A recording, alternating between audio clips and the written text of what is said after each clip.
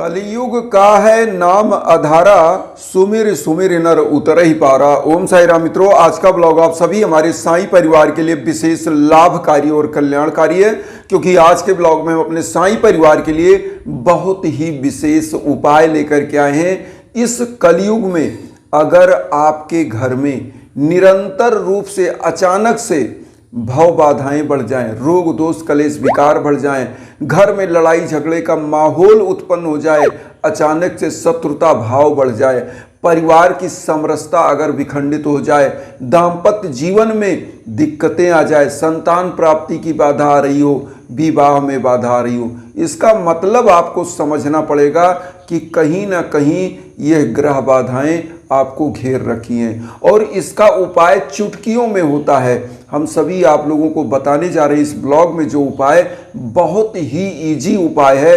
अगर per day आप अपने जीवन में इस चीज को आत्मसात्कार कर लें कि हम इस विधा से डेली पूजा करेंगे, और थोड़ा सा उपाय है, पूजा करने के बाद ही यह उपाय करना है।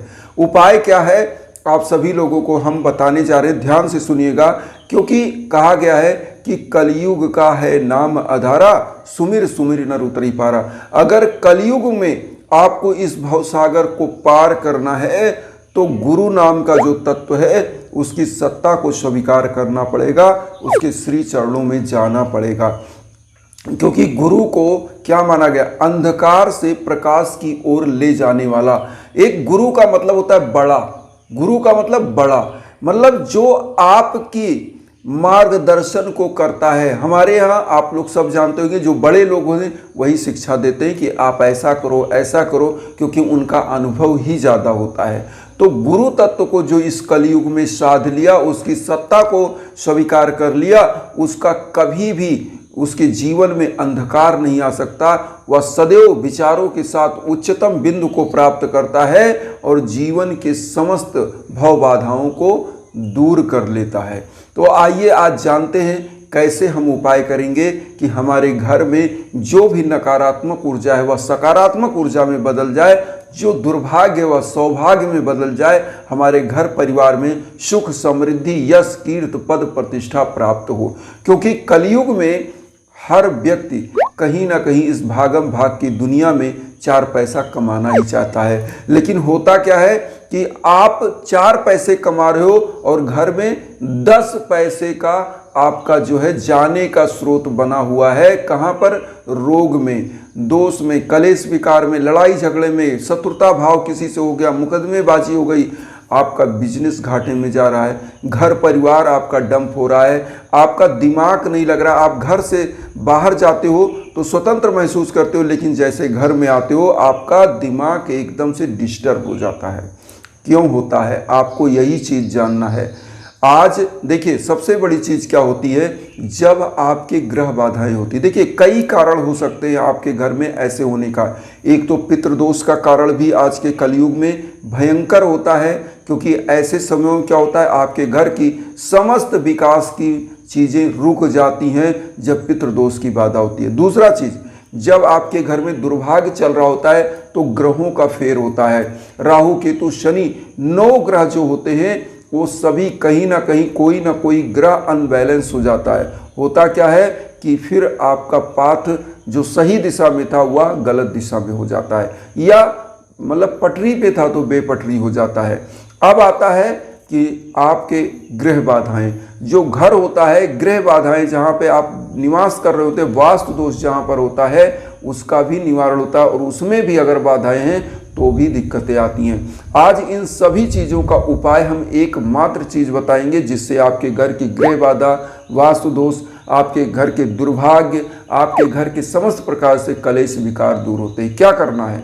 सबसे पहले समस्त जो माताएं बहनें हैं, जो घर के मुखिया हैं, वह सुबह सुबह नहाएं। नहाने के बाद ब्रह्म मुहूर्त में उठें, पहले दैनिक क्रियाकलाप से निवृत्त हो जाएं। ब्रह्म मुहूर्त कब से कब माना जाता है? 4 बजे से 6 बजे के बीच का जो समय होता है वह ब्रह्म मुहूर्त होता है। 2 घंटे का समय होता है। ब्रह्म मुहूर्त में आप उठ जाएं। उठने के बाद दैनिक क्रियाकलाप से निवृत्त हों। और ब्रह्म मुहूर्त एक ऐसा मुहूर्त होता है जब समस्त देवता इस पृथ्वी पर निवास करते हैं। ऐसी मान्यता है। ब्रह्म मुहूर्त में आप अपनी कामना जब बोलते हैं तो वह सृष्टि के जो रचयिता है वह भी सुनते हैं, क्योंकि त्रिदेव ब्रह्मा विष्णु महेश और इन्हीं के साथ लक्ष्मी जी, इन्हीं के साथ गणेश जी, इन्हीं के साथ समस्त देवता निवास करते हैं। क्योंकि भगवान विष्णु के साथ लक्ष्मी जी, ब्रह्मा के साथ भगवान गणेश जी और ब्रह्मा विष्णु महेश, और इसी प्रकार से समस्त देवताएं कहीं ना कहीं एक दूसरे से कोरिलेट है, लेकिन त्रिदेव की कल्पना की गई है। तो ये क्या होते हैं? ब्रह्म मुहूर्त में सभी देवता इस धरा पर होते हैं। तो जब भी आप सकारात्मक ऊर्जा चाहते हैं तो ब्रह्म मुहूर्त में जग जाएं।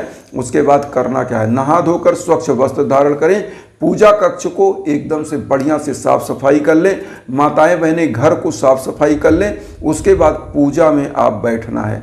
पूजा में बैठने से पहले कि एक आसन जरूर बिछाएं। आसन बिछा लेते तो क्या होता है? आपकी ऊर्जा का पृथ्वीकरण नहीं होता, क्योंकि जो ऊर्जा का आवाहन आप करते हैं, जिस संकल्प के साथ पूजा करते हैं, ऊर्जा तो आती है, लेकिन जब आप बिना आसन के बैठते हैं तो उस ऊर्जा का क्या होता है? पृथ्वीकरण हो जाता है, ऊर्जा पृथ्वी में चली जाती है। इसीलिए आसन पर बैठना चाहिए। और लास्ट में जब पूजा कर जाएं तो थोड़ा सा जल हाथ में ले लें ऐसे, और उसके बाद ओम शक्राय नमः, ओम इंद्राय नमः कह करके आपको मस्तक पर लगाना चाहिए। तो ये तो हो गया बीच की बात, लेकिन अब आपको हम बताते हैं पूजा में करना क्या। तो आप नहा धोकर आसन पर बैठ गए। अब आपको क्या करना है? एक लोटा जल, जो आसनी के लिए भी, पवित्रता के लिए, चारों तरफ छिड़कने के लिए होता है, तो एक लोटा जल ले लीजिए। पीला पुष्प ले लीजिए, क्योंकि गुरु तत्व को सबसे पहले प्रणाम किया जाता है। और गुरु एक ऐसा तत्व है, गुरु एक ऐसा माध्यम है जो हमारे भव बाधाओं को दूर करता है। तो करना क्या है? पीला पुष्प ले लीजिए। उसके बाद आप पीला चंदन, लाल चंदन मिला करके रोली बना करके उसमें थोड़ा सा अक्षत डाल करके बाबा को, श्री साईनाथ को एक पीले आसन पर स्थापित करके उनको चंदन लगाए।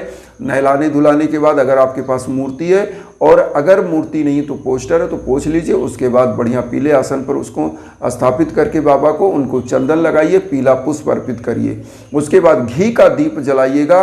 ब्रह्म मुहूर्त में अगर घी का दीप जलाया जाता है तो माँ वैभव लक्ष्मी अति प्रसन्न होती हैं और आपके घर में सभी की बाह को थाम लेती हैं, और वह आपके घर में अक्षय पूंजी बन जाता है। आपके घर में कभी पैसे की कमी नहीं आती है। तो एक चीज़ तो ये हो गया।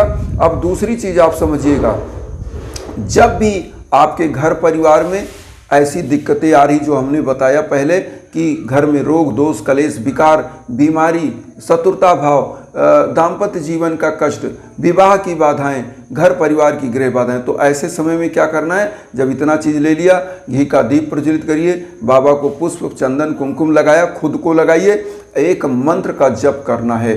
मंत्र का जप एक माला आपको करना। ओम आरोग्य क्षेमदाय नमः, ओम आरोग्य क्षेमदाय नमः, जो हम आपको स्क्रीन पर दे रहे हैं। ओम आरोग्य क्षेमदाय नमः, इस मंत्र का आप कम से कम एक माला मतलब 108 बार, जैसे ये माला जो हमने धारण किया है ये माला है 108 दाने की। तो रुद्राक्ष की माला आप ले सकते हैं, रुद्राक्ष की माला ले लीजिए, या आप इस तरह की जो है जो हमने पहना ये रुद्राक्ष की, या तो आप तुलसी का माला ले लीजिए। तुलसी के बाद अगर तुलसी का माला भी नहीं कर सकते तो आप कर माला से जप कर सकते हैं। तो कर माला मतलब हाथ की जो उंगलियां इनके जो पोर हैं ऐसे उनको भी जप कर सकते हैं।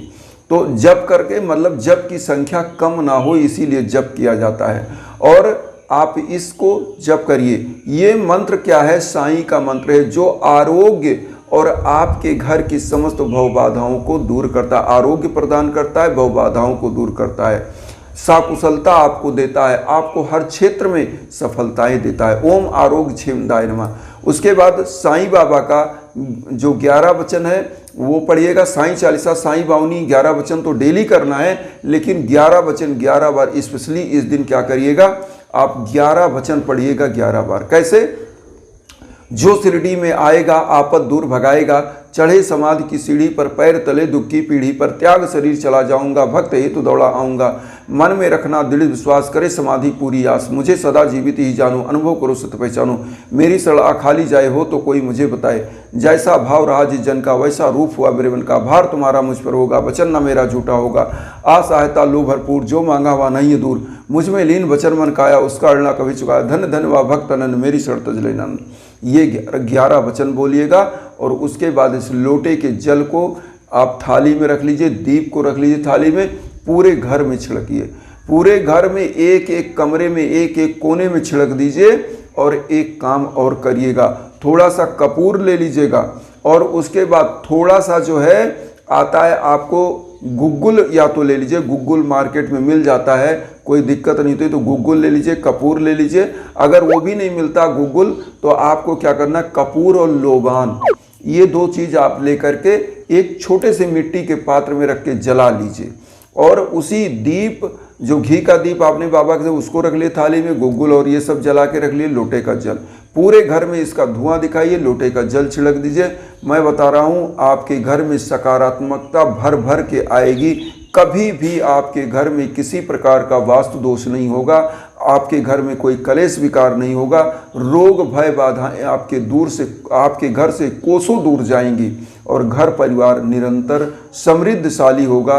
दाम्पत्य जीवन का कष्ट दूर होगा, बच्चों के शादी ब्याह का दिक्कत दूर होगा, क्योंकि ग्रह बाधाएं जब आपके जीवन में आती हैं आपके घर परिवार को डिस्टर्ब कर देती हैं। इसीलिए हम कहते हैं कहीं भटकने की ज़रूरत नहीं है, इसके लिए यज्ञ याजन होता है। इसके लिए आप हमारे इंस्टाग्राम पर संपर्क कर सकते हैं। हम इंस्टाग्राम का लिंक वीडियो के बीच बीच में देते हैं कि आपको कहीं भटकना ना पड़े। इसीलिए हम चाहते हैं कि आप वहाँ जब आते हैं आपके नाम गोत्र पर संकल्प होकर हवन होता है, आप विश्व के कोने कोने में कहीं हो, वह ऊर्जा आप तक पहुँचती है। इन्हीं भावनाओं के साथ यही कहेंगे कि आज एक न्यूज़ बहुत ही अच्छी मिली, जो हमारे एक ऐसे ही साईं भक्त हैं जिनके लिए हमने हवन किया था, जो रहने वाले छत्तीसगढ़ बिलासपुर से हैं, और उनके लिए हुआ था। उनका बेटा इस समय बहुत ही मल्टीनेशनल कंपनी में सेलेक्ट हुआ है, उन्होंने हमें न्यूज़ दिया। तो काफ़ी दिनों पहले, लगभग 8 महीने के आसपास पहले हुआ था। बहुत ज़्यादा छोटी छोटी कंपनी में तो बेचारा जॉब कर रहा था, एमटेक लड़का था उनका, और लेकिन हुआ क्या, अब बहुत ही अच्छी कंपनी में, मल्टीनेशनल कंपनी में उनको जॉब मिली अच्छे पैकेज पे। तो उन्होंने बताया। अब इन्हीं भावनाओं के साथ यही कहेंगे कि भगवान ऐसे ही हमारे सभी साईं भक्तों को, साईं परिवार को, सभी लोगों को, हमारे बंधु बांधवों को तरक्की दें। और इसी भावना के साथ यही कहेंगे कि आपको भी अगर यज्ञ याजन कराना है तो निश्चित रूप से हमारे इंस्टाग्राम पर आइए, जो हमारे लायक संभव है हम वो करेंगे। इन्हीं भावनाओं के साथ ओम साईं राम।